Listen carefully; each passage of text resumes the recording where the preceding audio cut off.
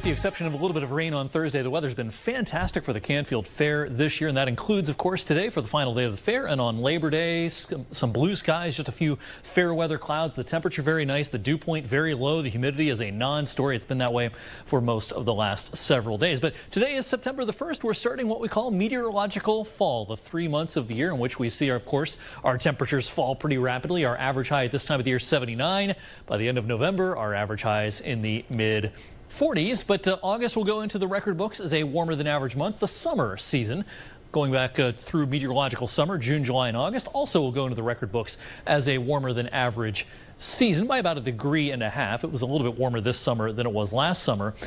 Precipitation, definitely a story this summer. Look how dry it's been over the last 30 days, with the exception of areas right around the Trumbull-Mahoning County line. It's been very dry over the last several weeks in the month of August, but for the summer as a whole, a little bit wetter than average in northwestern Trumbull. The rest of the region near to somewhat below average. We got off to a wet start for the season back in June, but of course things have been drying up over the last month or month and a half.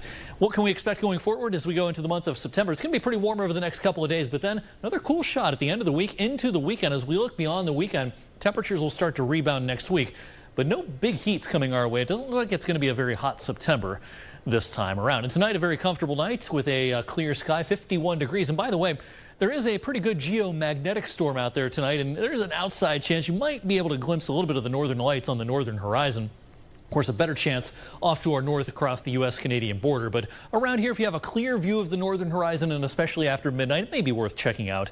Keep your expectations in check. These things are always a little bit fickle. All right, our forecast for Tuesday is a lot like today, just a little bit warmer in the afternoon. We're looking for upper 70s to around 80. Once again, the humidity a non-story. So this is a real winner as a lot of us head back to work and school on Tuesday, 78 tomorrow afternoon. And the warmest day of the week is actually going to be Wednesday as a warm front slides in.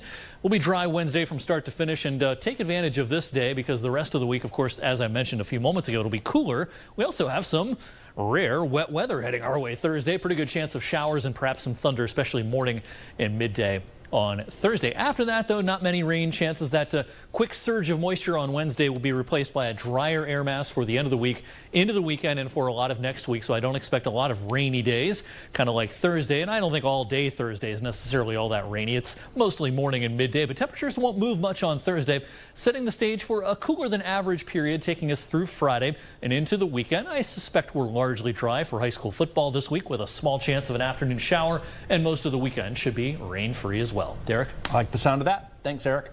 Up next on 21 Sports, is 12 the right number of teams for the Ohio school football playoffs? Scouting Ohio's Mark Porter tackles that question coming up.